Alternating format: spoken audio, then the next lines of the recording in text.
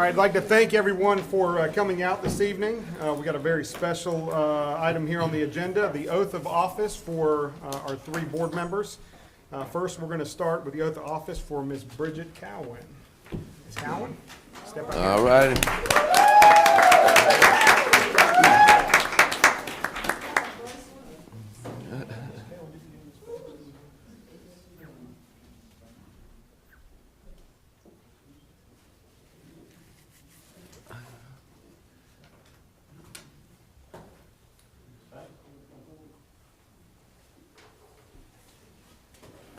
The Bible. The Bible. Good.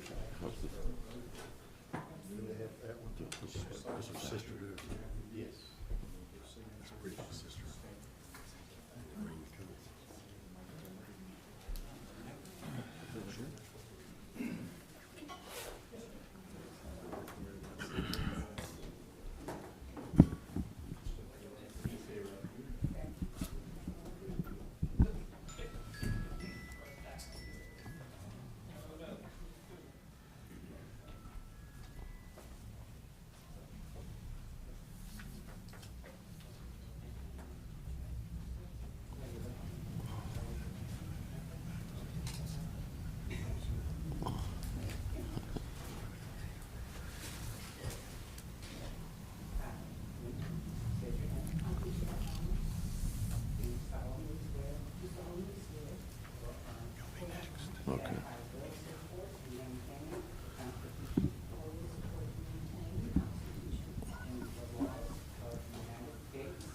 And the laws of the United States.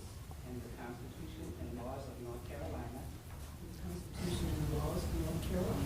not inconsistent therewith, and that I will faithfully discharge, Not inconsistent therewith, and that I will faithfully discharge that I will faithfully discharge the duties of my office the duties of my office as a member of Wayne County Board of Education. as a member of Wayne County Board of Education. So help me God. So help me God. I state your name.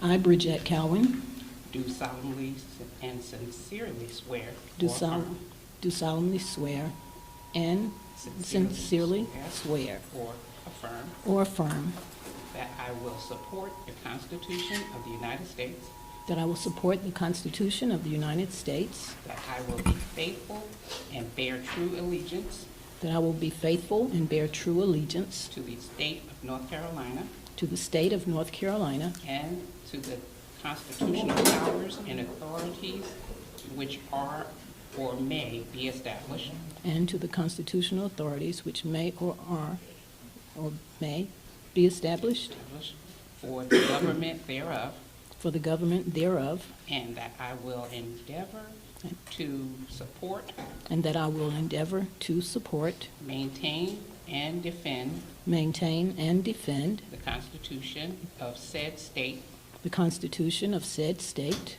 not inconsistent with the Constitution of the United States, not inconsistent with the Constitution of the United States, to the best of my ability, to the best to the best of my knowledge and ability, so help me God. to the best of my knowledge and ability, so help me God. I state your name. I, Bridget Cowan, Further swear or affirm further swear or affirm that I will well and truly execute the duties that I will truly execute the duties of the office of a member of the office of the member of the Wayne County Board of Education of the Wayne County Board of Education according to the best of my skill according to the best of my skill and ability, according to law, and ability according to law, so help me God. so help me God. Amen.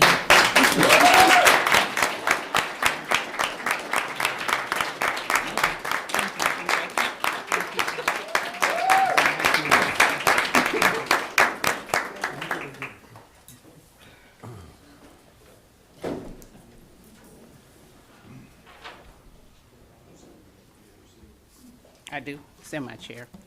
Give me a minute.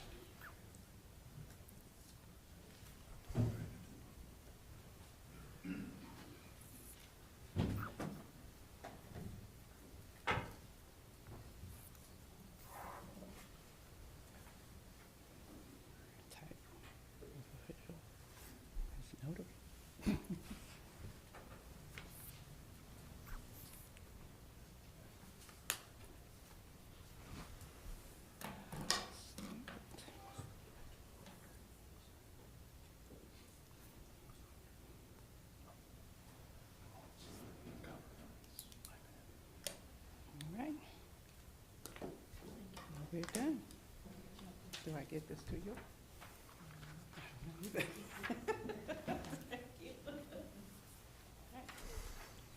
Do I give it to her, or do I give it to her? Give it back to you. All right, next, Ms. Banks.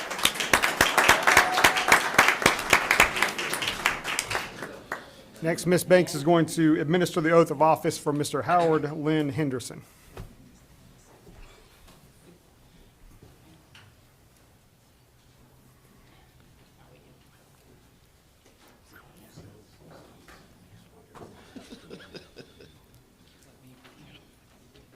You ready? Yeah. I state your name. I, Howard Lynn Henderson, Do solemnly swear or affirm do solemnly swear or affirm that I will support and maintain the Constitution that I will support and maintain the Constitution and laws of the United States and laws of the United States and the Constitution and laws of North Carolina, and the Constitution and laws of North Carolina, not inconsistent Not- therewithin, not inconsistent therewithin, and that I will faithfully discharge the duties and that I will faithfully discharge the duties of my office as a member of the Wayne County Board of Education, of my office as a member of the Wayne County Board of Education. so help me God. So help me God. I state your name. I, Howard Lynn Henderson, Do solemnly and sincerely swear Do- or affirm, do solemnly swear or affirm that I will support the Constitution that I will support the of Constitution the United States, of the United States, that I will be faithful and bear true allegiance that I will be faithful and bear true allegiance of the state of North Carolina of the state of North Carolina and to the constitutional powers and authorities and to the constitutional powers and authorities which are or may be established which are or may be established for the government thereof, for the government thereof, and that I will endeavor to support, and that I will endeavor to support, maintain, and defend the Constitution maintain, and defend the Constitution of said state, of said state, not inconsistent with the Constitution of the United States, not inconsistent with the Constitution of the United States, to the best of my ability to the best of my ability and knowledge, and knowledge. so help me God. So help me God.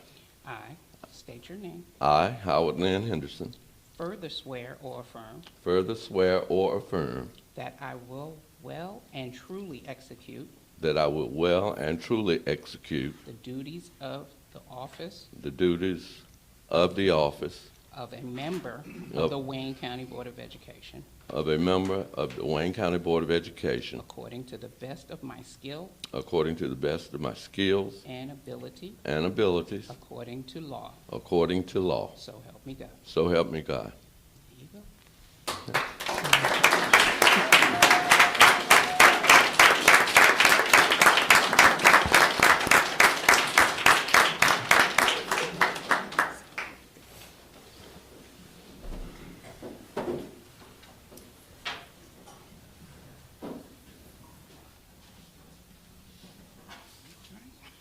Do my part.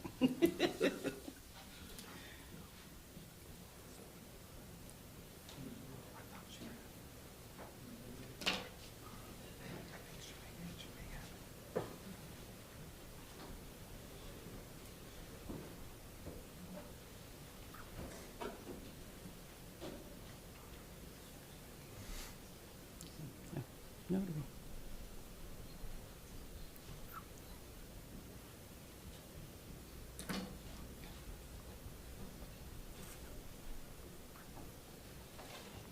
Gotta be shaking over there. All right, we're done. You're welcome.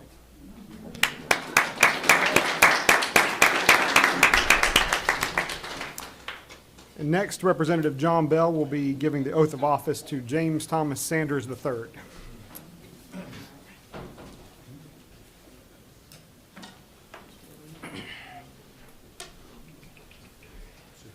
Hey, Tommy, you got anybody? Uh-oh, you brought in the big guns.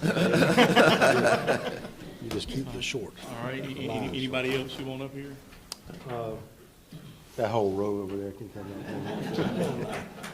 So Tom, I'm gonna read the 300 paragraphs that are here, 'cause I think it's the longest swearing in ever. But there's many ways to do this. There's only one thing consistent, that as soon as the swearing in is over, the swearing at begins. Okay. So here, what I'm gonna do is I'm actually gonna read this, and then I'll have you state your name in the appropriate places, and then at the end, to say, so help me God. Okay, so I, state your name. Tommy Sanders, Do solemnly swear that I will support and maintain the Constitution and laws of the United States and constitutional laws of North Carolina, not inconsistent therewith, and that I will faithfully discharge the duties of my office as a member of the Wayne County Board of Education. So let me go. So let me go. I will. Okay. That works too. I, state your name, Tommy Sanders, do solemnly swear and sincere that I will support the Constitution of the United States, that I will be faithful and bear true allegiance to the state of North Carolina and to the constitutional powers and authorities which are or may be established for the government therefore, that I will endeavor to support, maintain, and defend the Constitution of said state, not inconsistent with the Constitution of the United States, to the best of my knowledge and ability, so help me God. yes, I will. I, state your name, Tommy Sanders, do further swear that I will well and truly execute the duties of the office of member of the Wayne County Board of Education according to the best of my skill and ability, according to law, so help me God. yes, I will. All right, congratulations, sir, you're officially sworn in. Thank you.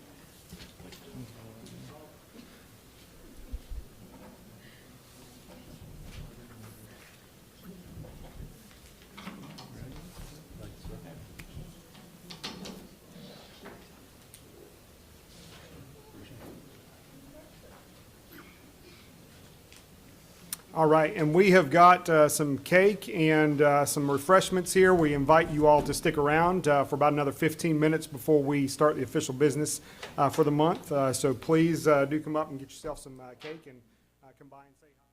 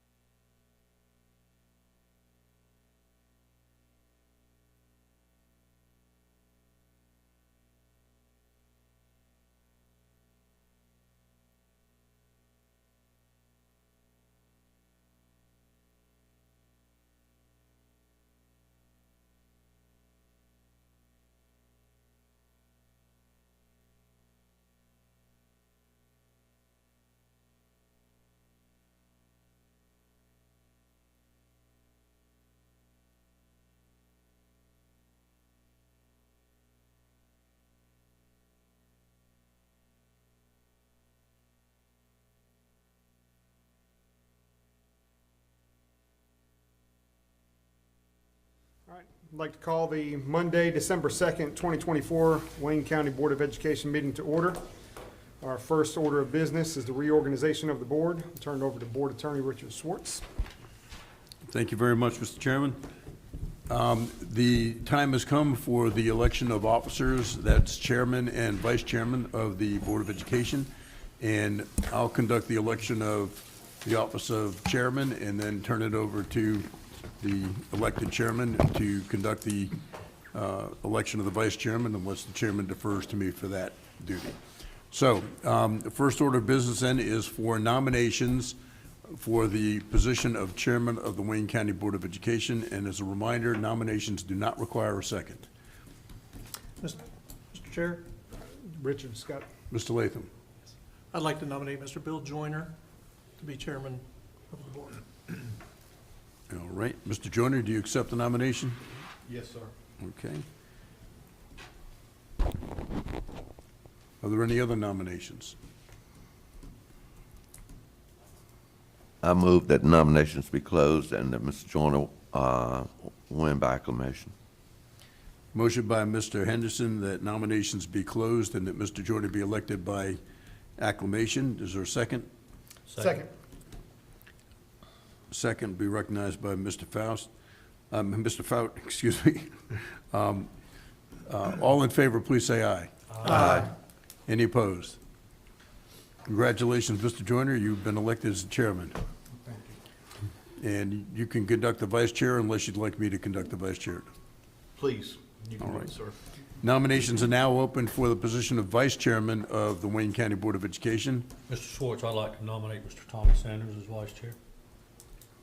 Mr. West has nominated Mr. Sanders. Mr. Sanders, do you accept the nomination? Yes. Okay. Are there any other nominations? I'd like to move that the nominations be closed and that Mr. Sanders be elected by acclamation. Okay. There's a motion on the floor. Is there a second? Second. Second by Mr. Faut. The nominations, there's a motion on the floor to elect Mr. Sanders as vice chairman of the board by acclamation. All in favor, please say aye. Aye. Any opposed? Congratulations, Mr. Sanders. You've been reelected vice chair. Thank you. Thank you.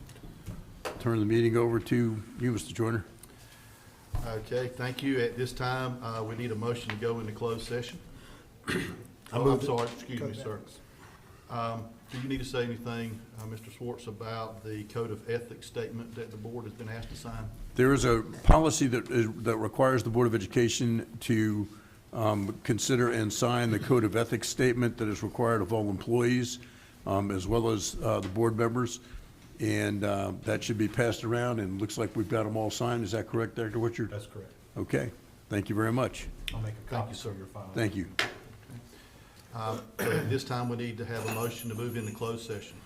I move that we go into closed session, discuss confidential personnel matters as provided in North Carolina General Statutes 143-318.11A1 and A6 and 115C-319 through 321 to discuss confidential student matters as provided in North Carolina General Statutes 143-318.11A1 and 115C-402, and to consult with our attorney for the Board of Education in order to preserve the attorney-client privilege as provided in North Carolina General Statute 143-318.11A3. Okay, we have a motion on the floor to go into closed session. Do I have a second? Second. We have a second by Mr. West. All those in favor, please raise your right hand. Unanimous, we're in closed session.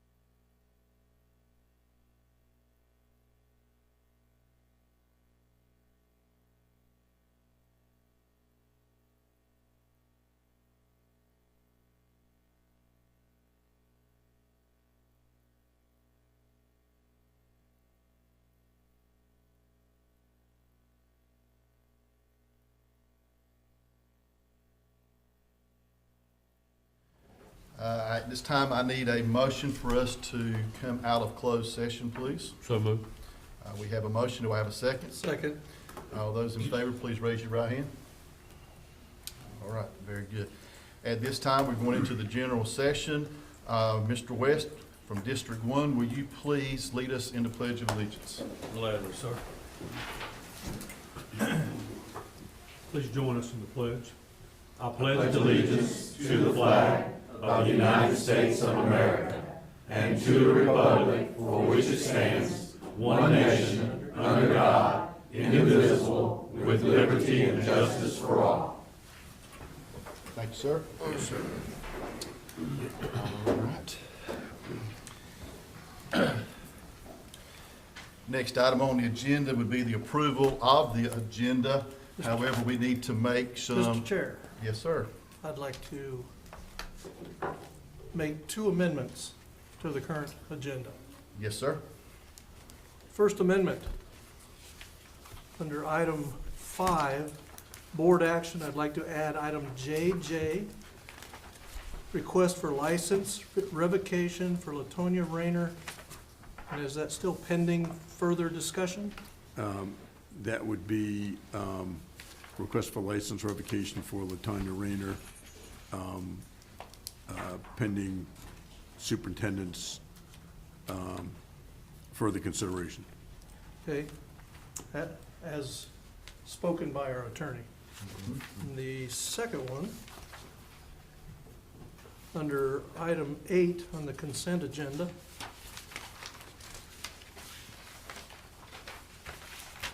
(8G), approval of the First Amendment to the superintendent's contract. Okay. We have 2 motions to amend the agenda. Do I have a second? Second. All right, we have a second from Mr. Folk. All those in favor of amending the agenda, please raise your right hand. All right, thank you very much. Okay, at this time, do I now need to approve the entire agenda? Since we've Yes, sir. added that to it? Yes, sir. So now that we've added those 2 items, I needed a motion to approve the new revised agenda. So moved, Mr. Chair. All right, thank you, Mr. Second. West. Second by Mr. Henderson. All those in favor, please raise your right hand. We have approved the Agenda is revised. agenda as required. Okay. All right, at this time, our next item is item C, which will be our financial audit for 2023-24. So I'm going to ask Ms. Rouse to please come forward. Good evening, everyone. I want to introduce Mr. Adam Skapurik with Anderson, Smith & White. He will be providing the financial statement update for the 23-24 school year.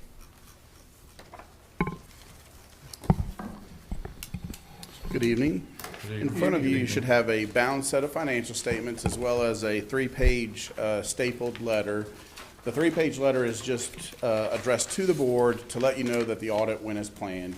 The board being the governing body that actually hires us to conduct the audit of management.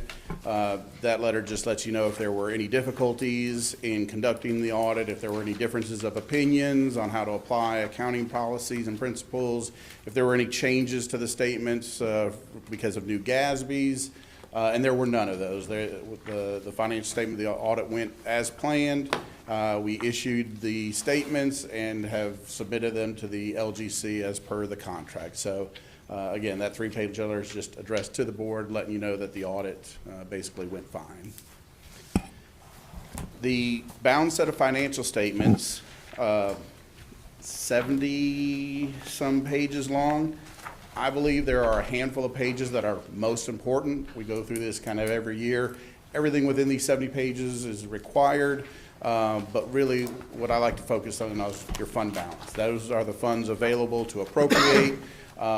You can't dictate the pension liability. The value of your assets, the value of your buildings really has no meaning from a borrowing standpoint. What you care about, what management cares about, is the fund balance. That's what's available to spend in future years. And there are a handful of exhibits that kind of focus in on that. So first of all, if you would turn to page 1. At the end of the day, You actually hire us to conduct the audit and issue an opinion on the financial statement. That opinion is that they are accurate, not whether they are good or bad, but a lot of this presentation will talk about numbers going up or down, where you stand financially, but really at the heart of the audit is just to give our opinion, which is in the first section of that letter, letting you know that we believe that these financial statements accurately reflect the net position and the fund balance for Wayne County Schools as of June 30, 2024. This is considered a clean, unmodified opinion. Now, if you would turn to page 14, Exhibit 3. So the opinion, again, is on the net position and the fund balance. Net position, which are the first two exhibits, treat the entity as if it was one conglomerate company. All of your assets, liabilities shown, including, again, the value of those fixed assets, the liability that is apportioned to you as a part of the state liability for the pension plan and the post-retirement benefit plans. But when you look at Exhibit 3 and 4, this is the balance sheet and the income statement at the actual fund level. Again, fund balance being the most important. The fund balance that you can actually spend locally being in the first and fourth column, the general fund and the restricted revenue fund. So that first column, if you look at the bottom, total fund balance as of June 30, 2024 in your general fund was $9,523,000. An increase of $80,000 from last year, so pretty much a break even. You do plan on spending, per your budget, $400,000 of that fund balance next year. That'll remain to be seen in next year's audit. The restricted revenue fund, Fund 8, the other special revenue fund, however you think of it, is also local funds. The general fund houses your county dollars. Everything else is in the restricted revenue fund that is not state and federal funds. There are some state and federal programs in that fund, but those come usually directly from the various programs like Medicaid, NC Pre-K. They don't come through DPI, but every other revenue source, including interest, indirect cost, is also found in that restricted revenue fund. That fund balance is $10,334,000. An increase of $2.4 million from last year, and you have assigned $4.5 million of that to spend in future needs for safety, security, technology. For the last 4 years, you've received a good bit of education stabilization funds from the federal government. Those funds have come to an end. Any projects that did not get done with those funds, you really have kind of planned to spend $4.5 million of that local money again, for safety, security, revitalization, learning loss, basically a catch-all. So combined, you are planning on spending almost $5 million of the combined $20 million you have in those two funds. Those are your local dollars available to appropriate. And it seems like you've planned on spending those in the future. So the last 4 years, you have gained quite a bit of fund balance, a lot of it thanks to the receipt of those federal funds to address COVID, learning loss because of COVID. When we picked up this audit the first year, June 30, 2020, your fund balance across all these governmental funds was negative $704,000. And now sits at almost $7 million. So a dramatic change from 4 years ago. You took full advantage of utilizing federal funds to help gain back fund balance, because knowing what people are calling the ESSER cliff is coming, those federal funds, which you received over $74 million of, are coming to an end. But yet the effects of COVID, the learning loss, the air quality projects, all those, again, still some work to be done. But yeah, just a significant increase in fund balance and an improvement in your financial condition from just 4 years ago. You also used $237,000 of capital outlay fund balance, leaving you with just $203,000. And at the individual school level, that's across all your elementary, middle, and high schools, you have a total of $1.6 million. Any questions on that balance sheet? If not, if you want to turn to page 16, this is the income statement for those same funds. And at the bottom of this page, you can see those numbers I just went over, the increases and decreases in fund balance. Some things to point out here, your general fund, $21,956,000 comes from the county. That's an increase of $448,000 from last year, 2.1%. The bulk of your dollars comes from the State Public School Fund, $144 million. That's an increase of $4.6 million from last year, 3.3%. That's tied heavily to positions. So as state raises go up 3, 4, 5%, your 2% of local funding isn't meeting that same state mandated salary increases. So just by virtue of losing those ESSER funds and through normal state mandated increases in salaries and benefits, that general fund, to the tune of $400,000 potentially next year, will get spent down over time. It's, again, utilizing the last 4 years to gain fund balance, I think puts you in a position to weather the fact that just local appropriations rarely keep up with those state mandated raises and inflation. $31 million of federal grants funds received. Of that $31 million, 14.6 was those education stabilization funds. So there's still a few program dollars left to be spent between July 1 and basically the end of this month. So we will see some education stabilization funds next year, but it'll be back more back to normal, which is like about $15 million per year in federal grant funds. $8.2 million in the restricted revenue fund. That is also higher because of the receipt of those federal grants funds. You're allowed to charge indirect cost on those grant funds. That is what has helped you gain fund balance in that restricted revenue fund, in that Fund 8. You're allowed to charge 2-3%. The DPI gives you that number every year. That indirect cost, again, has helped build that fund balance to a level to be able to keep going with some of those federal programs that are expiring. $3.6 million in capital outlay and $2.8 million in the individual school funds. Those are your revenues across the top. Expenditures make up the next section. I will say that the $22 million in the general fund, when I look back to 4 years ago when you were at $704,000 of negative fund balance, your general fund was spending $21.8 million. So you've not grown the expenditures in that local fund, again, which has helped you save money and add to fund balance for the last 4 years. Any questions on the income statement for those funds? Again, overall, a very positive audit report, financially speaking, on your governmental side, as well as your one business type fund. So if you would turn to page 22.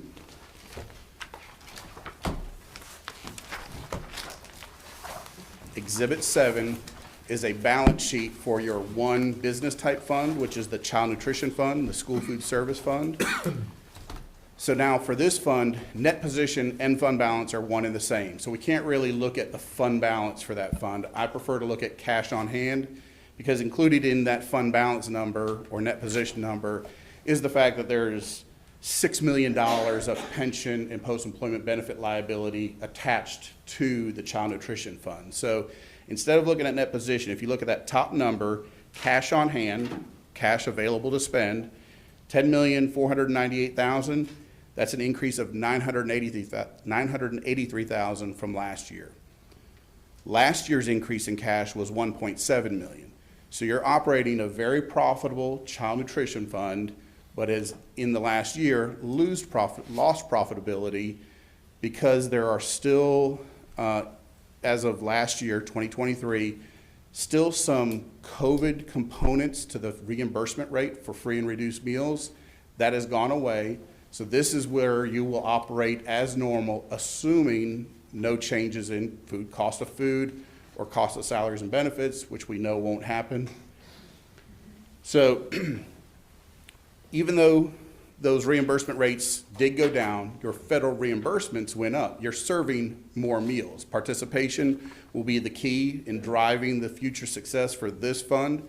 There is basically a set cost, salaries and benefits. Whether they're serving 400 meals or 800 meals, there's a certain number of salaries and benefits associated with every kitchen. So increased participation or high participation, I think, really drives the profitability in this fund.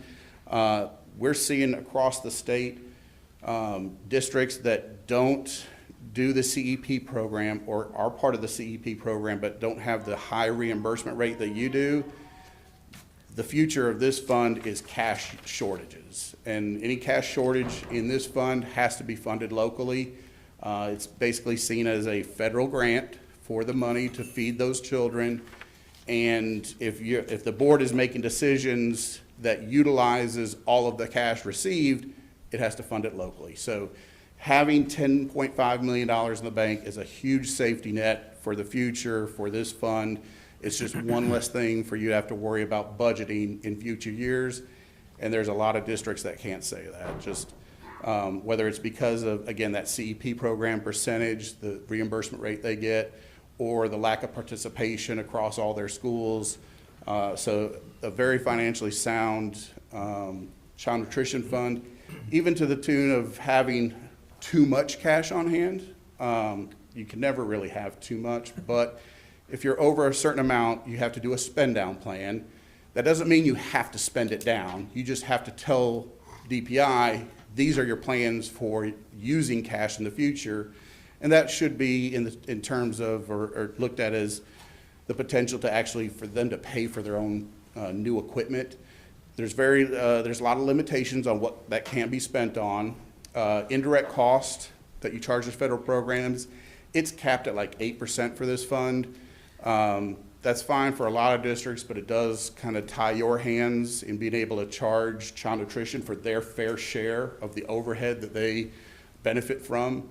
But that spend down plan, I think, will include food cost always going up, salary cost always going up, and future capital needs being able to be met with cash on hand in that child nutrition fund. Any questions there?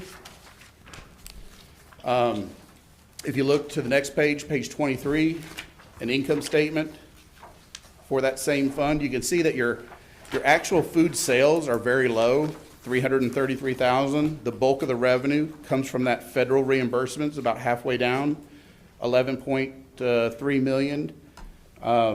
Last year was $11.6 million. So when you actually look at the total food sales and the federal reimbursements, you're within about $200,000 of what you had last year. But again, lower reimbursement rate impacted that, but increased participation offset it. So revenue pretty neutral, but again, it includes a high participation by your students.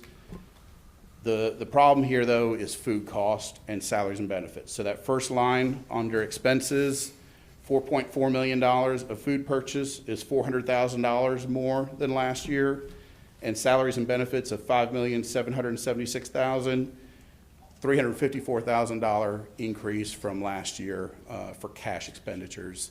There is a pension non-cash expenditure component to that, but real cash dollars for salaries and benefits went up $354,000. After that, there's a cash flow statement, statements for your fiduciary fund, and then pages and pages of footnotes going over all your accounting policies, roll forwards of all of your fixed assets, detail of your receivables, payables, 10 pages or so dedicated to those pension and post-employment benefit plans, as well as schedules of those liabilities. And then budget versus actual expenditures. I'll just say real quick, if you want a more detailed general fund income statement, page 60 has that. That's, again, a little bit more detailed income statement for your general fund. But the next part of the audit really starts at page 64.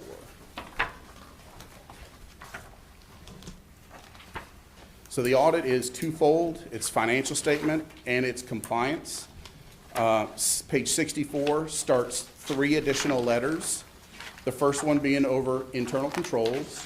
That letter basically states that in conducting the audit, we noted no significant deficiencies or material weaknesses over financial reporting or over compliance. The next 2 letters are directly our opinion letters over compliance, one for your state compliance, one for your federal compliance. And those are both clean, unmodified opinion letters that basically say that we noted no instances of funds being spent outside of the program requirements, no question costs, and again, no deficiencies and controls over compliance with your state and federal major program requirements. For this year, on the federal side, we audited the Education Stabilization Fund, those COVID-19 dollars, and on the state side, the State Public School Fund, which has to be audited every year. And lastly, if you want to look at page 75, page 75 is your schedule of federal and state awards. And just to show you what those education stabilization funds look like, the second half of page 75 are all the programs under that education stabilization. The $14,644,000 received in the current year. Most of it through that PRC 181, which is kind of a catch-all. But there are programs like learning loss and summer career, math enrichment, national board, professional teaching, all kinds of other programs that when these funds are over, the board and management will decide to fund locally or let expire. And that's all I've got.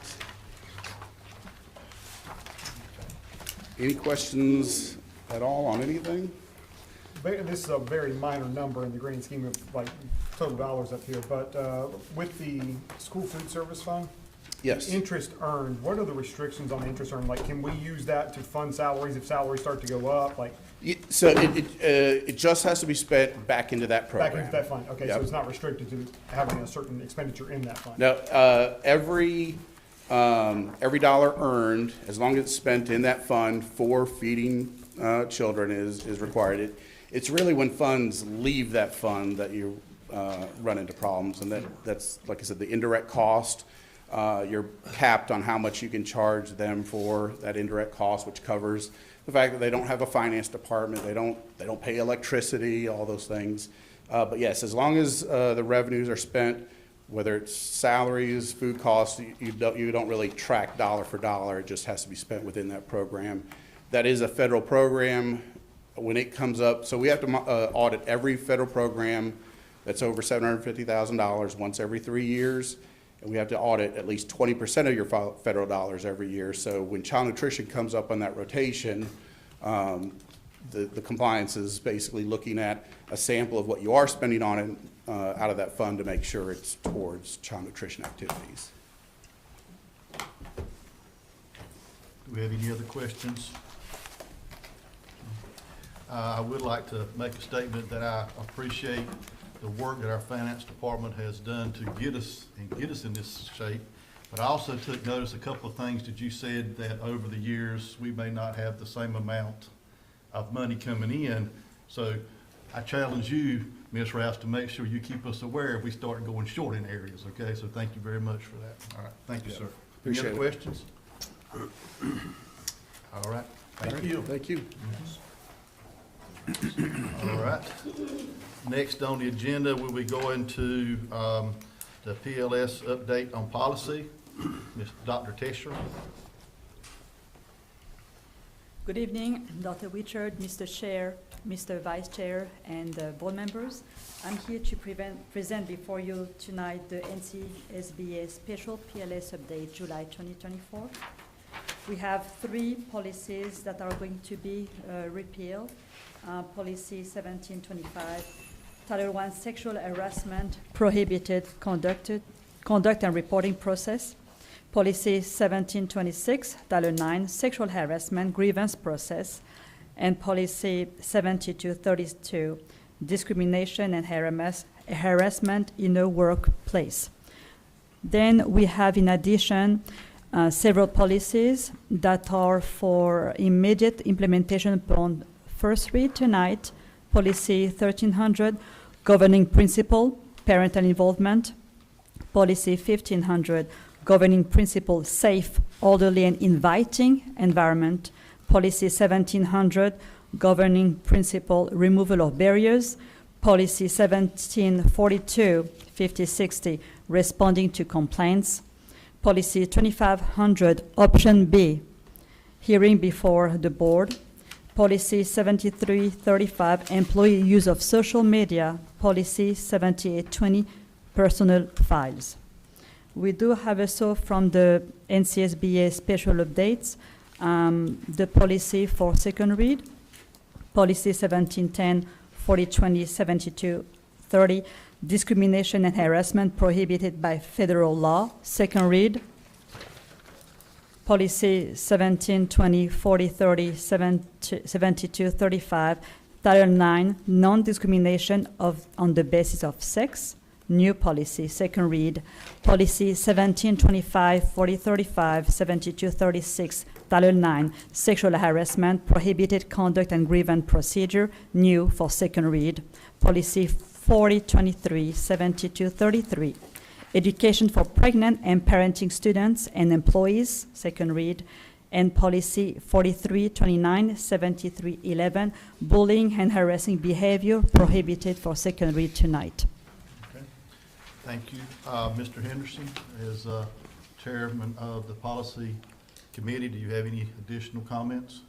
Yes, sir, Mr. Chair, I do want to commend Dr. Tesher on the arrangement of how she's put these policies together. You will notice that she has lumped them so that we can vote on them by second read or by immediate implementation.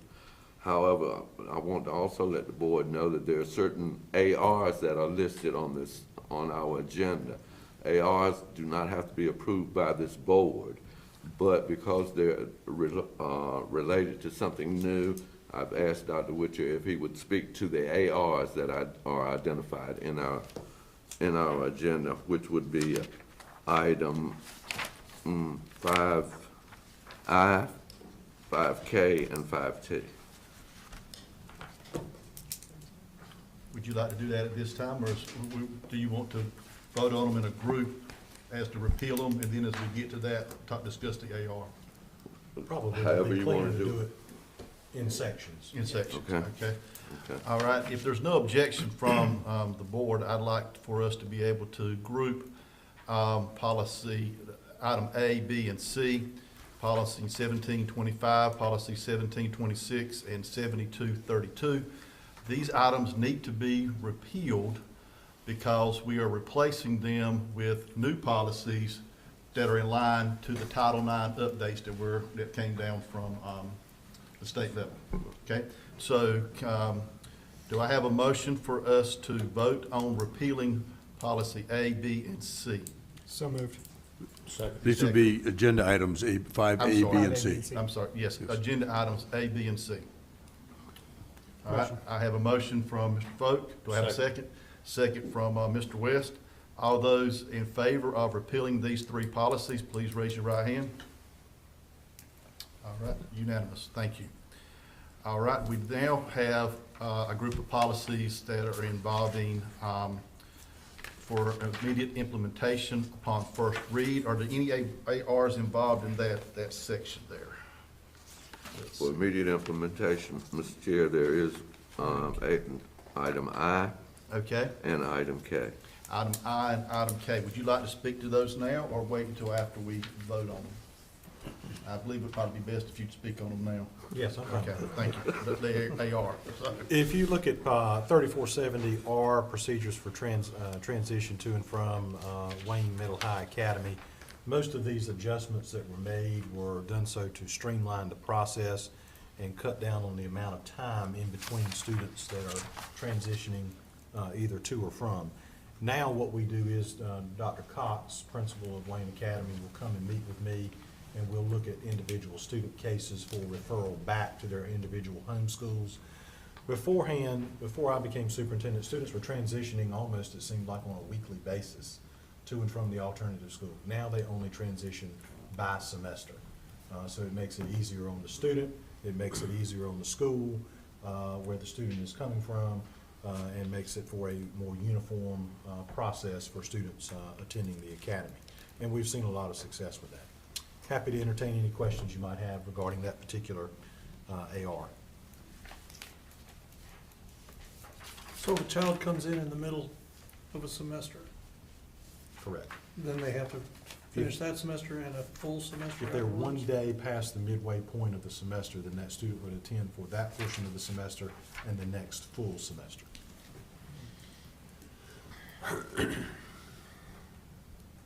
And then in terms of K, AR 4400 attendance, administrative procedures, I'm going to, my computer will cooperate.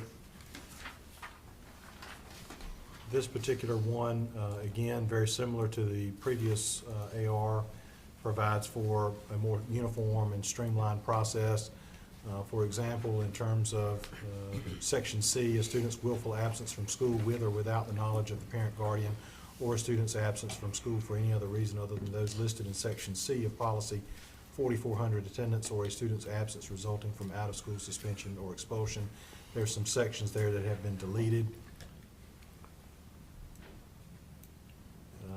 Attendance and record keeping, a couple of different updates there with some definitions. All absences shall be recorded as unlawful or unexcused until a written excuse signed by the parent guardian is submitted in accordance with Section C of Policy 4400. So basically, this brings this into line with some of the changes made to the policy itself.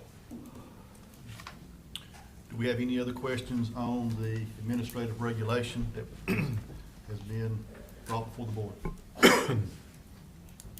Okay, the recommendation has come from the policy committee for this to be taken care of on first read.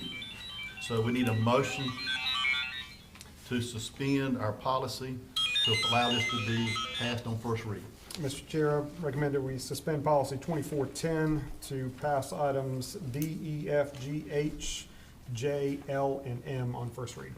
All right, we have a motion to suspend policy number 2410. 2410. Do I have a second to suspend? Second. We have a second. All those in favor of suspending policy 2410 to allow for these policies to be passed on first read, please raise your right hand. Unanimous. Thank you. At this point now, we need to have a motion to accept these policies, D through M, with the exception of the ARs. So Mr. Chair. moved. Yes, sir. Okay. So moved. So moved by Mr. Latham. Do we have a second? Second. Second by Mr. Henderson. All those that approve of us passing policies D through M with the exception of the ARs on first read, please raise your right hand. Please raise your right hand. Thank you. All right, so now we are up to our second read policies. Mr. Henderson, chairperson of the policy. Mr. Chair, I'd like to make a motion that we approve policies, items 5N through 5W for second read and excluding item T. Okay, item T is another AR, so Dr. Witcher, would you like to speak to the AR on foreign exchange students? Yes, the one significant change that was made to that AR, and I know Mr. Did you get a Dirksen- second on that motion? Did we get a second on that motion? Didn't you make the second? No, I made the motion. You made the motion, I'm sorry. Second. Second from Mr. Thank you. Witcher, thank you. Okay, Dr. Witcher. One of the changes to this is in the notes section of this, just shortly after you begin to read into 4140R, is that any foreign exchange student program seeking approval must submit this partnership application to the superintendent or designee by April 1 prior to the school year. And this just makes it easier on the system, it makes it easier on the student, it makes it easier on the host family in terms of getting this paperwork in place for planning purposes for the student's arrival. And then there's some information listed on there as far as providing the district with sufficient information about the student applying. So that's the significant aspects of that particular AR. All right. Thank you, sir. Any questions on that particular AR for Dr. Witcher? Do we have any questions on any of the other policies that are up for passage on second read? So for clarification, this is a motion to approve agenda items 5N, O, P, Q, R, S, U, V, and W on second read. Yes, sir. Okay. Mr. Chair, I would like to ask that Dr. Witcher speak to this new policy, W, policy 7401, because this is something that we are getting ready to put into effect. As you know, Mr. Chairman, members of the board, we have had, like all school districts, in fact, I just saw in the news today where Durham Public Schools is providing notice to parents that routes they were once able to fill with bus drivers, they're not able to fill. Districts providing these notices, it seems like on a daily basis, weekly basis, in terms of the challenges with bus drivers. We are doing every single thing we can to arm ourselves with as many possibilities for providing transportation services for our students. We know particularly in Tier 1 counties where poverty is great, that the challenges with students getting to and from school for parents that face financial hardship, that in many cases those students just are not coming to school. We're doing everything we can to help families. We have done express routes in portions of the community. Most specifically, we've had a lot of success in the Brogdon area with teachers that have been driving for us. We've got some principals that are driving for us, some assistant principals that have been driving for us. Now what we're doing is codifying into policy that any new employees hired would have to agree to dual employment in terms of classified employees. That is correct. We're going to use this and review it. I know that in the past, districts that have done this have seen some problems with applicant pools. I anticipate that we will see some diminished candidate pools. I'm not naive, but I also know we've got to get students to school. If students are not in school, they're not eating in many cases, and they're certainly not learning. So we're just going to use this as another tool to see what we can do to get students to school, to ease some hardships on families in those transportation costs. I would like to review this policy again in terms of at the end of this academic year to see what successes and challenges that we've had. So, question with this, there's gonna be different pay rates depending on what their position's gonna be. So how are we gonna deal with inequity in pay rates on school bus driving? Are they gonna get the rate of whatever it is that they're currently employed at? And then are we gonna have people that are gonna be driving school buses, they're gonna get paid one rate and somebody else is getting paid another rate to drive a school bus? Correct. So there's a minimum and a maximum range that transportation from the state salary scale will allow to be applied to positions. If an employee falls within that range, we are able to charge the maximum amount to the state transportation fund for that particular employee. As you well know, for our teachers, we've started a pilot this year with a small number of teachers that have agreed to drive for us, where they're getting paid the extra duty stipend. For example, if they were tutoring after school, they're being paid that rate of pay for their willingness to drive a bus. I also don't need large numbers of teachers burning the candle at both ends, driving morning, teaching during the day, and then driving into the evening. That can have diminishing returns for us.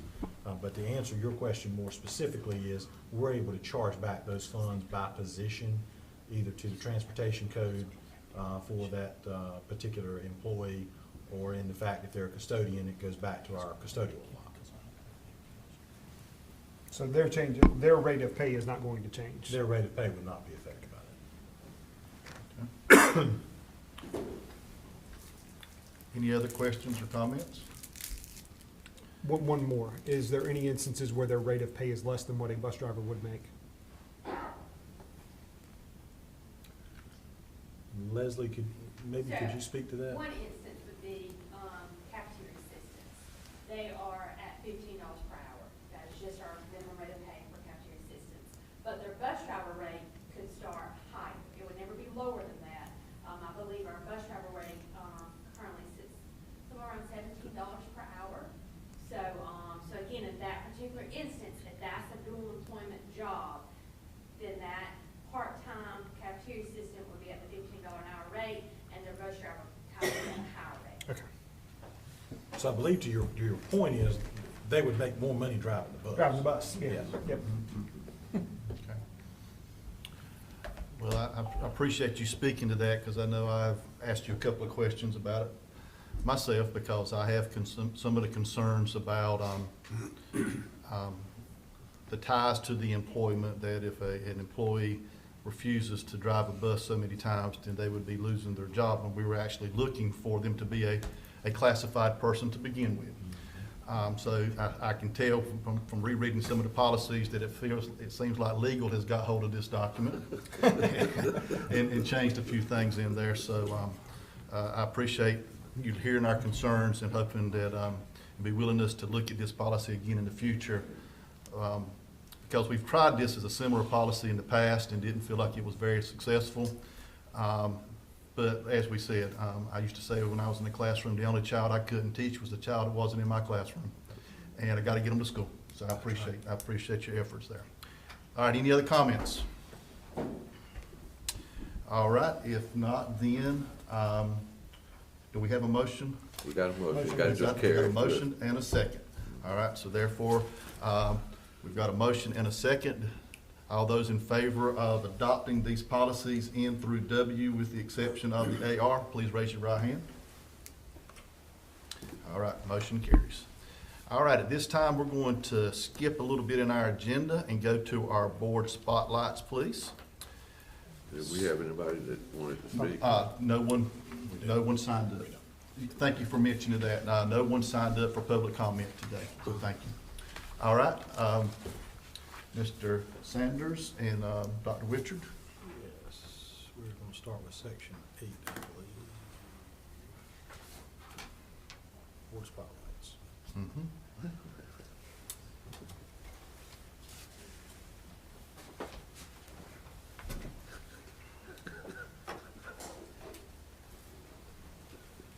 You've been abandoned. Sir?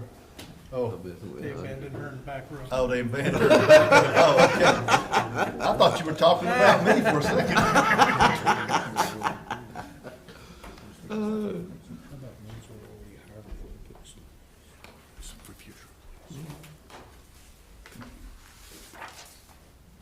Mr. Chairman, Mr. Vice Chairman, members of the board, it is my distinct pleasure this evening to stand before you to recognize a member, Central Services, for their outstanding achievement.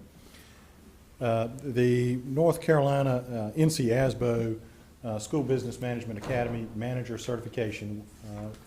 Wayne County Public Schools Budget Specialist Latasha Cothran, please come forward.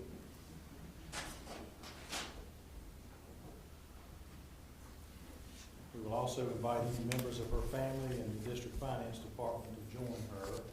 They're here this evening.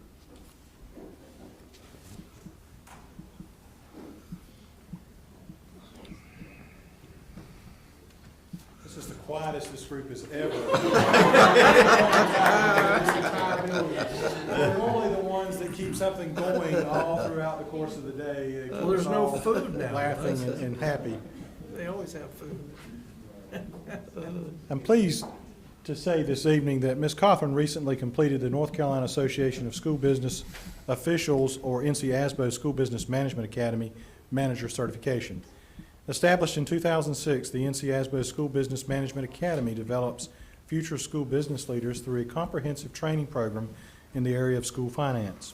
The Academy promotes the highest professional and ethical standards of school business management practices for North Carolina school officials. Offers practical information that will help school business officials succeed and excel in their employment, and advances professionalism of school business officials to help ensure current or prospective business officials have a basis of knowledge about laws, regulations, and procedures for the ultimate benefit of the students of North Carolina's public school system. Obtaining the Academy's manager certification demonstrates a dedication to the school business principles. Participants must complete 21 courses with assessments. The curriculum consists of courses in accounting, financial management, law, including legal responsibilities, and business office operations. The NC ASBO certification program is endorsed by the North Carolina Department of Public Instruction, the North Carolina School Boards Association, and the North Carolina Association of School Administrators. In February, Ms. Cawthorn will be recognized for earning the NC ASBO School Business Management Academy Manager Certification at the 2025 Annual NC ASBO Conference. Ms. Cawthorn, on behalf of the board, we congratulate you for this professional achievement and for all that you do to support our school district's finance office as the budget specialist.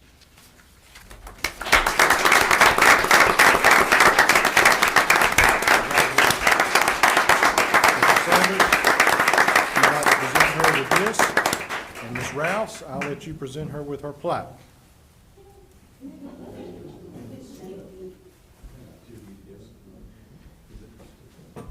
Everybody, bro? I was scared.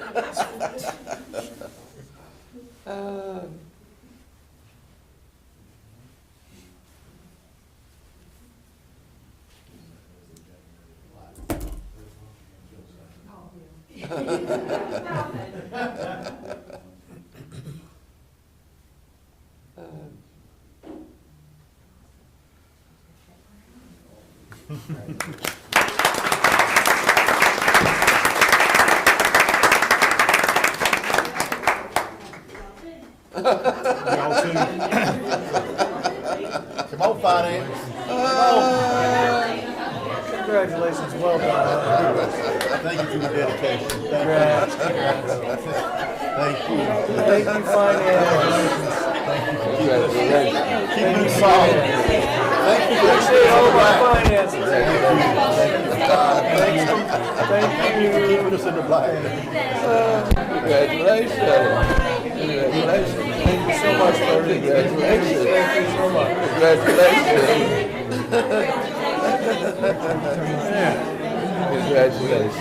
And congratulations.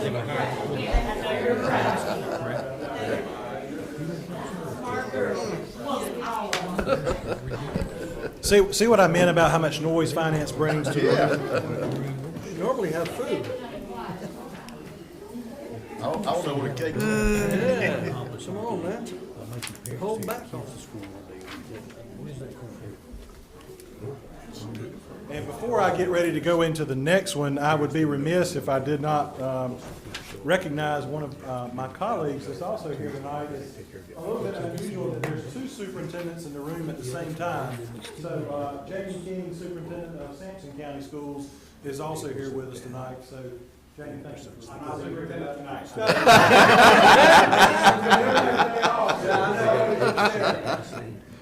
All right.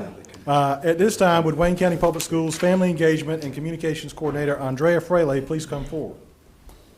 We would also invite any family members, friends, or colleagues who came to support Ms. Fraley tonight to join her as well. Mr. Chairman, Mr. Vice Chairman, members of the board, Ms. Fraley is one of 56 civic and community leaders from across North Carolina, across the state, who make up the 24-25 Class for Leadership North Carolina, the state's premier leadership deployment program. Each year, through a rigorous selection process, Leadership North Carolina chooses a class of established and emerging leaders from across the state to participate in its acclaimed core program. Leadership North Carolina's 32nd class is made up of top leaders from the government, business, nonprofit, and education sectors. Over the course of 7 2.5-day sessions, participants will have learned about issues critical to the state through discussions with top officials and professionals, field trips, and experiential learning activities. Leadership North Carolina sessions, which are held around the state, focus on 6 key areas: economic development, education, environment, government, health and human services, and inclusive leadership. Through the program, participants gain new insight into North Carolina's strengths and challenges and explore opportunities for how they will improve and empower their communities and the state as a whole. Ms. Fraley, on behalf of the board, we congratulate you on this outstanding achievement and know you will represent Wayne County Public Schools in this year's Leadership North Carolina class with distinction. We hope this experience will allow you to better support our schools, our families, and our community through your professional role. We're very proud of you.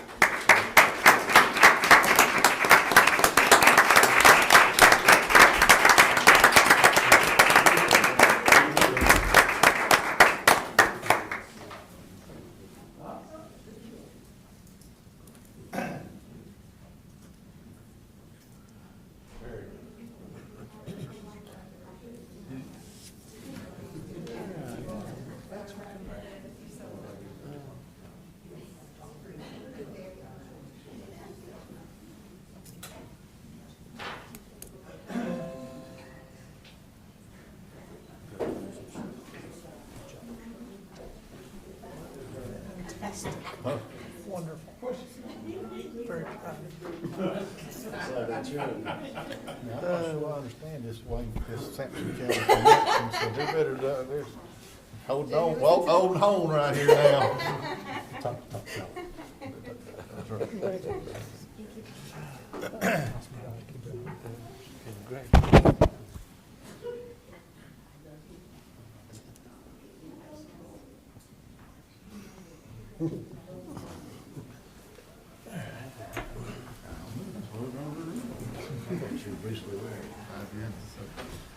All right. Thank you, Dr. Richard and Mr. Sanders. I think our next item on the agenda will be, we are up to X, the in Curriculum and Instruction Committee report. Being that I was the chair at this particular meeting, we had this meeting, we had all three members present, and the following items will be coming before the board, coming out of committee with a 3-0 vote. The one item will be a $500,000 grant from DOD for Mandarin Chinese. And by doing that, I think that's our fourth school now that we'll have, Meadow Lane, Norwayne, Wista, and Northwest. Is that correct? Good evening. We have three with a DODEA of $500,000 per school. Norwayne, 2022, then Westa, 2023, and then Northwest for August 2025. Okay. What about? And then we have Thomas Road, but this was from another grant. Oh, from another Yes. grant. Okay, Yes. I'm sorry. And- I've got that wrong on the report there, committee members. Okay. The DODEA will sustain for 5 years and more. Okay, all right, wonderful. We need to approve that grant, do we not? Do we need to approve that? All right, so I need a motion for us to approve and accept that grant for $500,000. So moved. All right, we have a motion by Mr. West. Do I have a second? Second. All right, we have a second by Mr. Latham. All those in favor of accepting this grant for the Mandarin Chinese Language and Culture Program, please. Okay, please raise your right hand. Can I ask And a that's question? Oh, in the amount of 500,000? 500,000. What was there, a grant agreement? I just didn't see anything on the agenda as far as a grant agreement. I didn't know we were gonna be voting on the grant itself. It just wasn't an action item inside there, so I was just wondering, Right. is there a grant agreement that needs to be reviewed by legal? That's the reason why I was asking. Mr. The Schwartz? 60 pages of the grant were shared with CNI and shared also with Dr. Richard in September 2024, that we have received the grant after competing with other districts and checking on our low-risk assessment. So therefore, the DODEA from Washington, D.C. gave us the grant for $500,000 for 5 years and more. But I shared the grant with Dr. Richard in September. So that document is inside the Curriculum and That is Instruction correct. Committee report. It is, and it's in board doc too. Does it need legal review? It has not had legal review. Without seeing it, I don't know if it needs legal review or not. Okay, Can we just pass Pass it it pending pending legal legal We review? can just pass let a them look pending over it? legal review of the Okay. grant, yes. okay, Thank you. all right. So we need to amend that motion then for Mr. West to approve it pending legal review? So moved. Okay, and it was seconded by Mr. Latham. Second, still. Okay, so therefore we have it motion on the floor to accept this grant pending legal review. All those in favor, please raise your right hand. All righty. We also had several items that, if you see within your report, fellow members as far as some purchase orders that have come before curriculum and instruction. Dr. Artis, would you like to speak on those, please? Sure. That would take us to the actual item Y on the agenda, the purchase orders and contracts.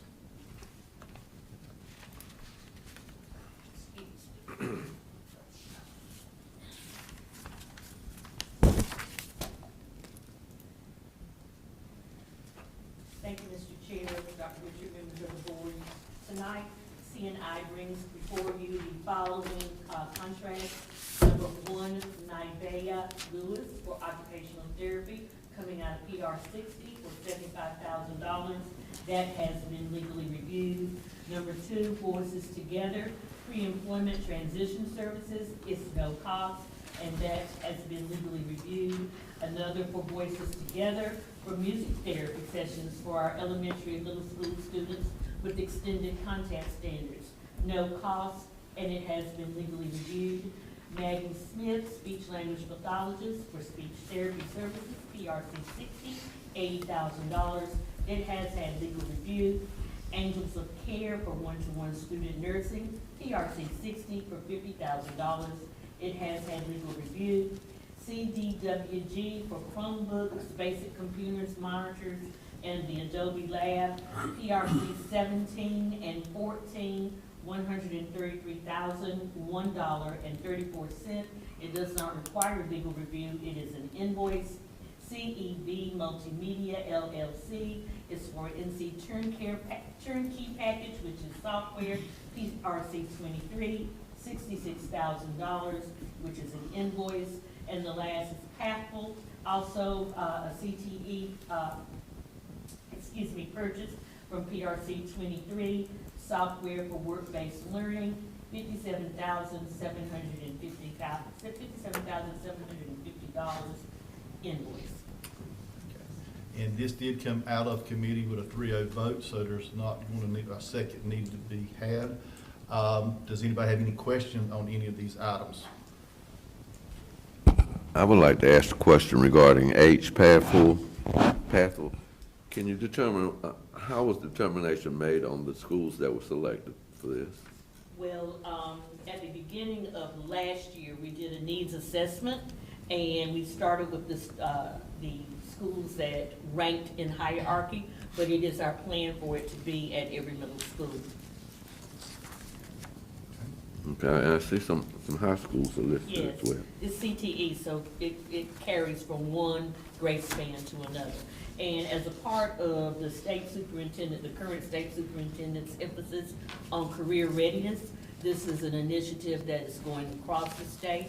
So as funding is coming down through PRC 23, we are putting it into the hierarchy of schools based on needs. Now, last year, or year before, and last year, we were able to do some things with ESSER and get what we call, is with an M, major clarity at every middle school. And so this is a follow-up to that. Okay. Well, I just raised the issue because I saw all the high schools, but I didn't see Southern Wayne listed as one of the schools. And I will have to check into that for you. It may be because it got it in the first round. Okay. Okay. I will make sure I find out. Thank you. But we're not omitting anybody. Okay, thank you. All right. Any other questions? All right, we have a motion on floor to accept these curriculum instruction contracts. It's a recommendation from committee, doesn't require a motion, you just Okay. need a vote. Okay, just need a vote. Thank you, sir, clarity. Therefore, all those in favor, please raise your right hand. Any opposed? All right, unanimous.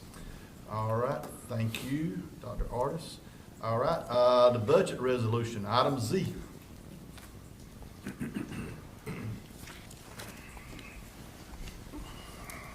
Good evening again, everyone. Tonight, I'm presenting the 24-25 budget resolution for board approval. This budget resolution is broken into two sections. Section 1 are the following amounts appropriated for the operation of Wayne County Public Schools for the fiscal year beginning July 1st, 2024 and ending June 30th, 2025. You have Fund Number 1, which is your state's public school funds, in the amount of $151,754,159. That's as the current revision, State Revision 39, that is on the DPI website. We have local funds, Fund 2, current expense, in the amount of $23,882,141.04. Fund Number 3, federal grant funds, which are grants that we have received as of November 15th, or had the approval for federal funds received as of November 15th, in the amount of $30,789,556.90. Fund 4, which is your local capital funds, the appropriation of $2,915,000. We have Fund 5, which is the school food service funds, in the amount of $11,152,913.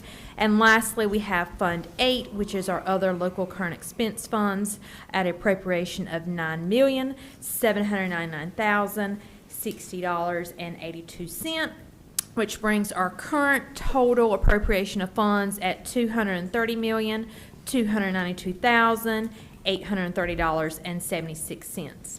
In Section 2 are the revenues that are estimated to be available beginning as of July 1st, 2024 and ending June 30, 2025. Again, Fund 1, your state public school funds, at $151,754,159. Your local current expense funds are broken into 4 different categories. You have your county appropriation for current school expense at $21,543,941.04. You have unrestricted local revenue funds at $538,000.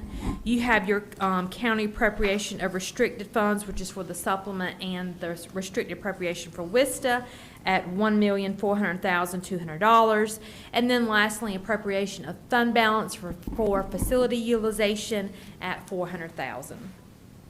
Next, we have Fund 3, federal grant funds. These are grants that have been approved and we have received as of November 15th in the amount of $30,789,556.90. Fund 4 for capital outlay, you have 4 categories. The first one are pass-through funds, which is your state LEA finance purchase of school buses in the estimated amount of $300,000.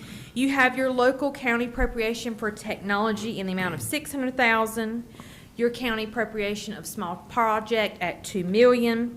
And then lastly, a local revenue from facility rentals in the estimated amount of $15,000, which brings your total local capital to $2,915,000.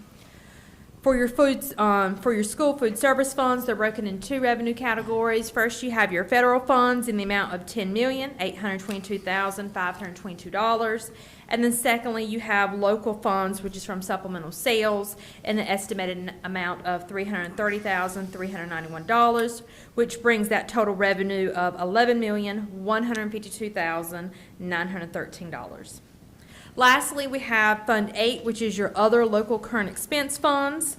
You have several information there. You have your county appropriation for your WISH and Creative Clubs at $310,000.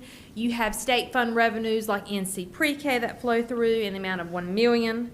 You have federal funds that run through for revenues, for example, of Impact Aid, Medicaid, ROTC, and DODEA in the amount of $2,837,949.30. You have local restricted funds, which are restricted grants that we have received in the amount of $112,621.52. You have local unrestricted funds revenues that we received at $1,030,000 estimate. And then lastly, this is a fund balance appropriation for safety and security, campus revitalization funds, a truist debt payment, the estimated phone modernization that you have spoke about at your board retreat, and that estimated revenue fund balance appropriation is $4,508,490, which brings the Fund 8 other local current expense funds to $9,799,060.82, and your total revenue sources of funds at $230,292,830.76. Any questions?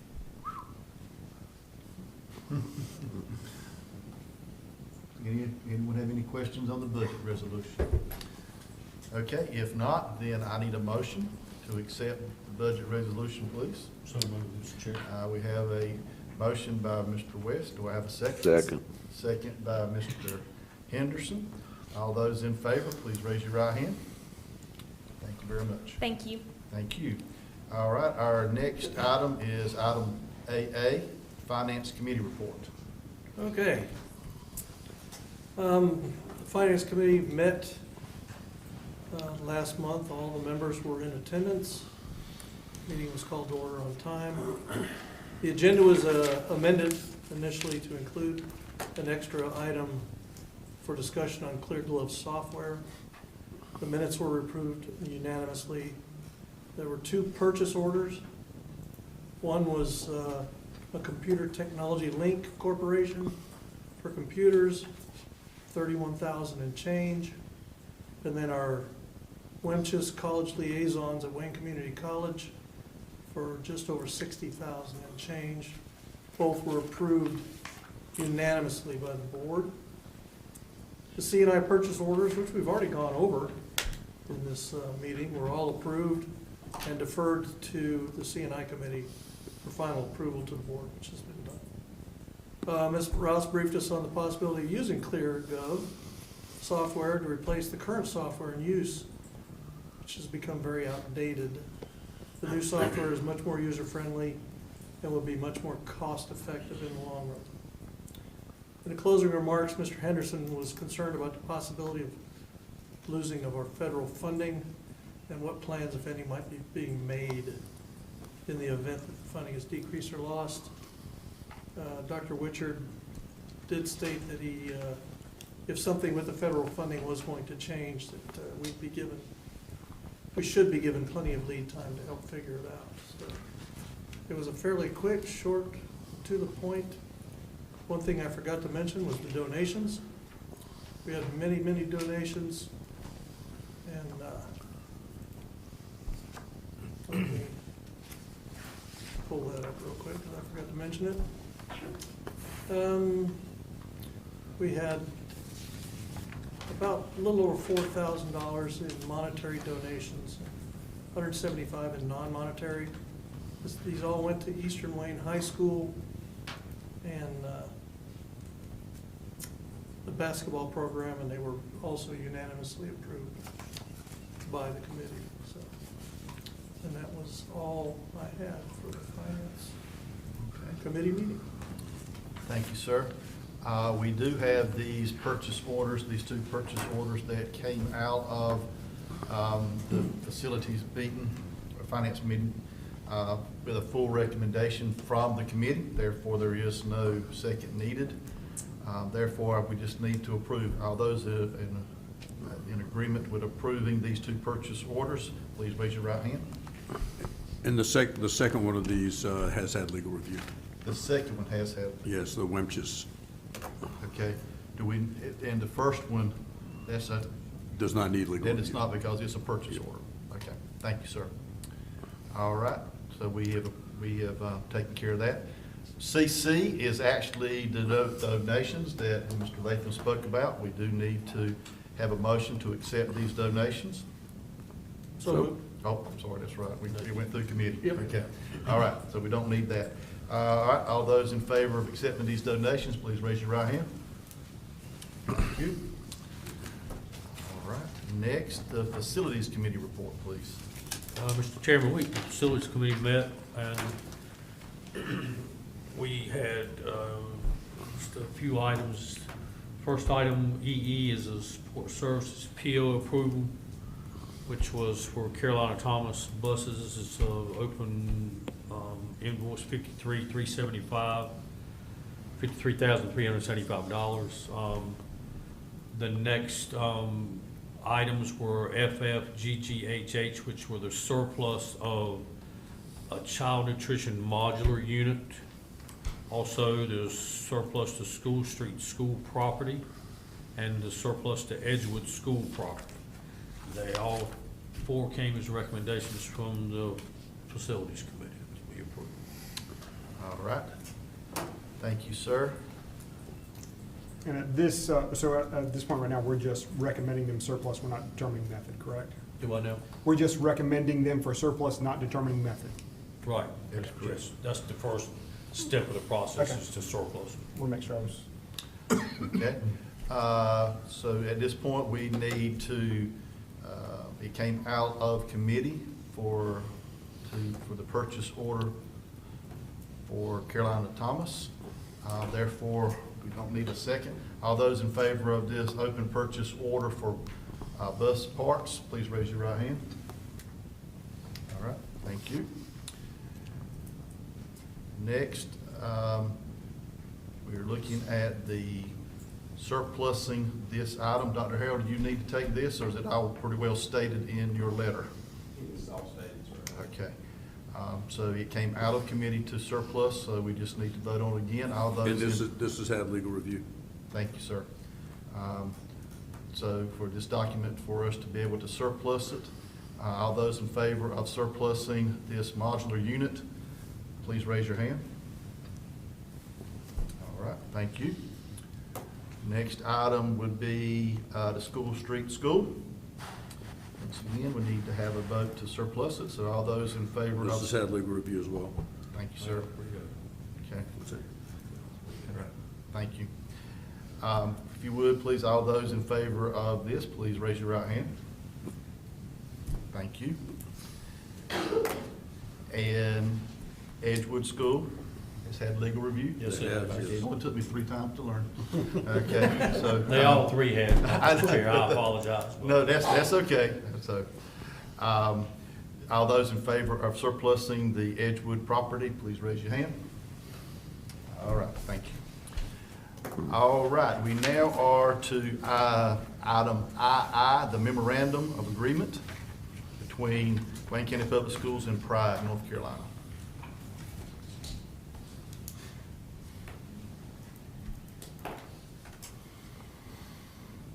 Mr. Chair, Mr. Vice Chair, board members, Dr. Witchard, I appreciate the opportunity to present information this evening. This particular MOA is just a continuation of services with NC Pride, which we've had in place for several years that works with a number of our schools.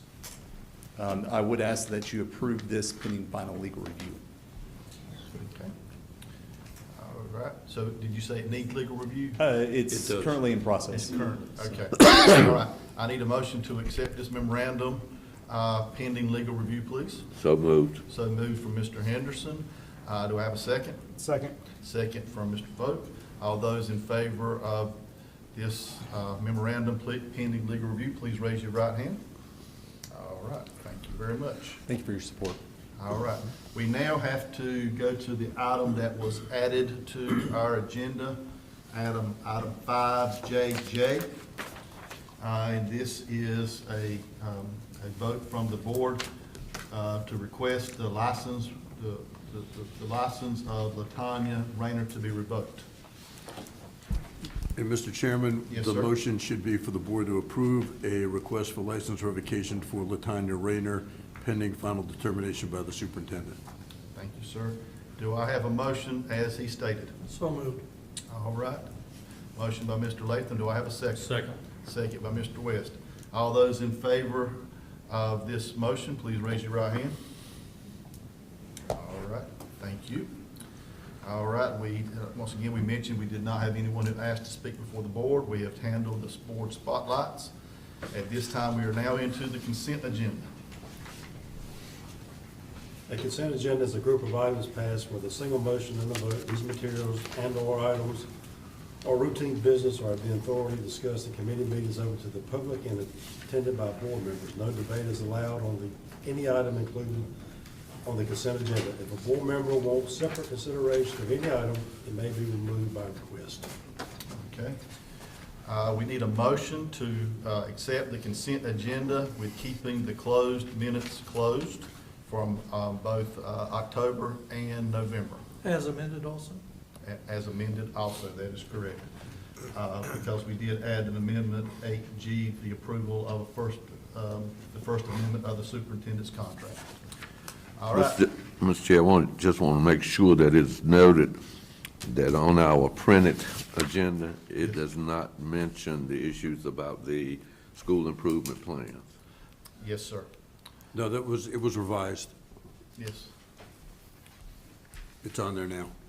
Okay, But it may not have been on and the- board docs is not. It's in It was this afternoon, yes. Okay. Yes, sir. Okay. And since we're at that point of order, I would like to thank Dr. Artis for the work on the school improvement plan. All right, so do we have a motion to, It's there. okay, sir? So moved. So moved? Okay. Second. Second, all right. All right, all those in favor of the consent agenda, please raise your right hand.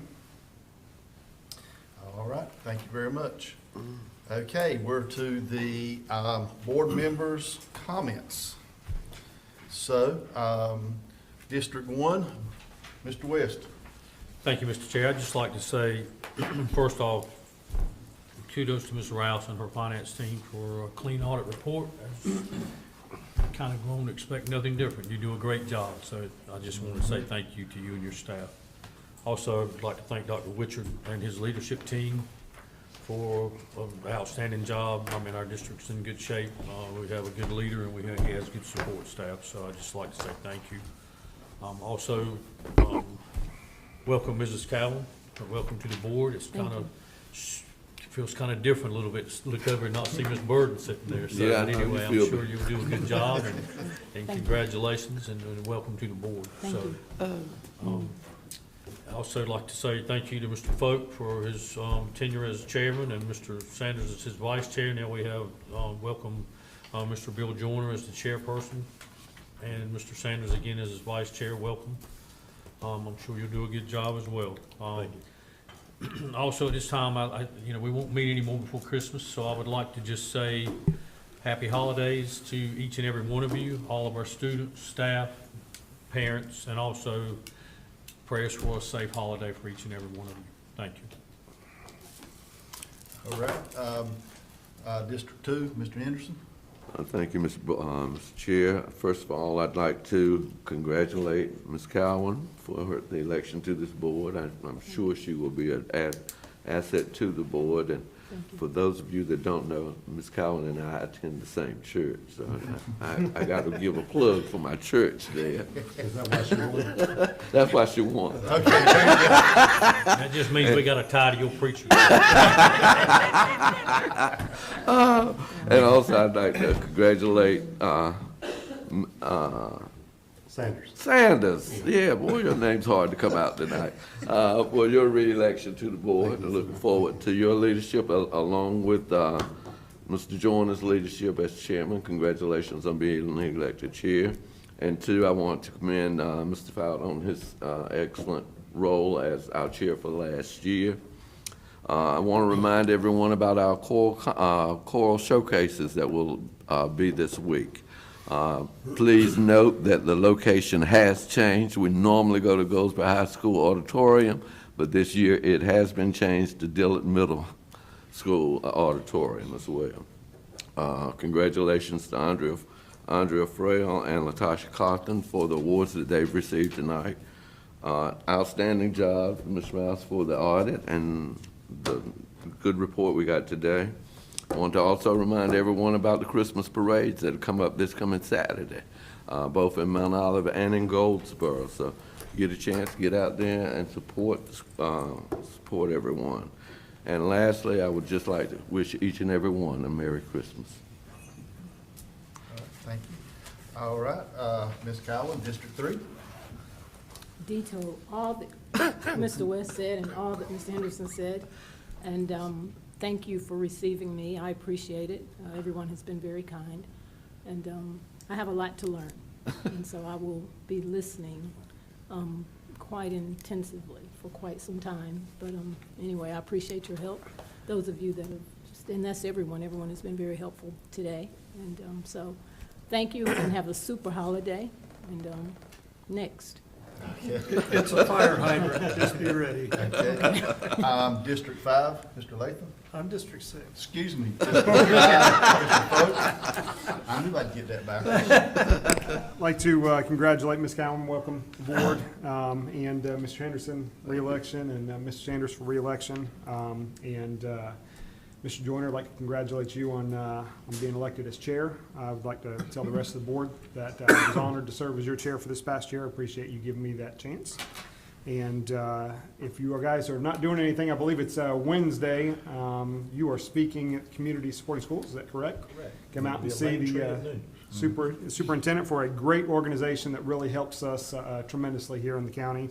And lastly, just like to say Merry Christmas to the family and students of Wayne County Public Schools. Is it my turn now? Mr. Latham, District 6. I'm going to ditto what they've said about our finance department and the wonderful lady that runs it. We appreciate everything she does, and as the current and hopefully future chairman of the finance committee, I would. Were you listening, John? I heard it. Tell us what you really think. He approved and sponsored that. But I would just like to say, it's always a pleasure working with Ms. Ross. She does a wonderful job, and the whole finance department obviously is top-notch. And we are in wonderful financial shape in this school district now, and a lot of it has to do with crossing all the Ts, as we said a long time ago, and dotting all the Is. So thank you very much. Thank you to our board highlight folks that were highlighted today, and I hope everybody has a very Merry Christmas, and we'll hopefully see some people at some Christmas parades this weekend. Thanks. Thank you. All right. Our at-large member, Mr. Sanders. Well, I want to thank the board, fellow board members. The reason I was elected was because we had a great year last year, so they couldn't use that against us. And it showed during the day of the election. I just want to thank Dr. Witcher and his leadership team. And that's why we won, because we had a sloppy record, and Craig was our leader, and I appreciate his leadership. We had a great year last year, and I expect the same thing this year under Mr. Joyner. And in saying that, I just want to thank everybody, and Merry Christmas. And welcome Ms. Calvin to the board. Thank you. She's going to be great. Thank you. I would like to add, I'm going to give you a chance, don't worry. Okay. A couple of things. I'd like to say thank you on many behalves to, like I said, Dr. Artis for the work on the school improvement plans. And as always been said about Ms. Rouse with that. But I'd also like to thank the board members who took time to go to were able to go to the School Board Association meeting, because this is a board that is actually, they're really trying to learn and to help. I know we had Mr. Folk and Mr. Latham were among the voting delegates to help set policy for the School Board Association. Dr. Witcher, Dr. Artis, Dr. Glaspie, Ms. Tart, and Mr. Smith went up there and made a presentation in front of to other people in the state about the success of Wayne County Public Schools, and it was very well received. So thank you for that, putting that shining star on Wayne County.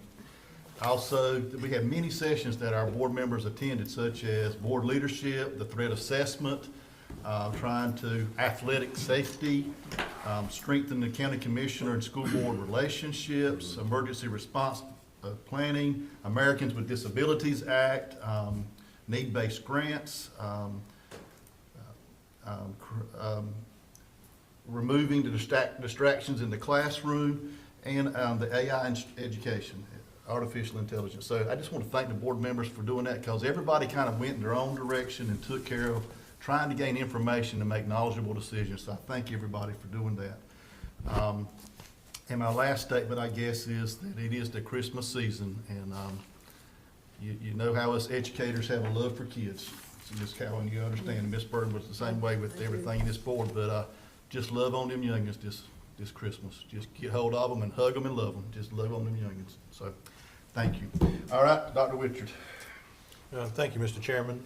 Welcome, Ms. Cowan. Thank you. Certainly coming from an education background, you well understand things that Board of Education will be doing, and I know you'll lean on your background, and look forward to working with you. Thank you. Again, congratulations to our finance team. I joke a lot about, the work that they do upstairs, and they do it with a smile. And they are one happy division. They all work well together and enjoy the work they do. And a lot of times the work in education is long and hard and very difficult, but to be able to have a smile and laugh and enjoy each other's company sometimes is good for the soul. So, and again, as has been said,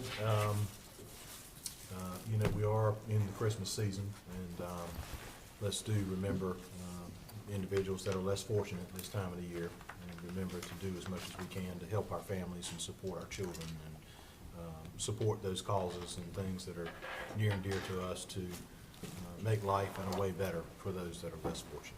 So, thank you. All right. Is everybody's heart cleared? All right. Do I have a motion for adjournment? So moved. Do I have a second? All right, motion from Mr. Henderson, second by Mr. West. All those in favor, please raise your right hand. And we are adjourned. You might believe that was in stereo, Mr.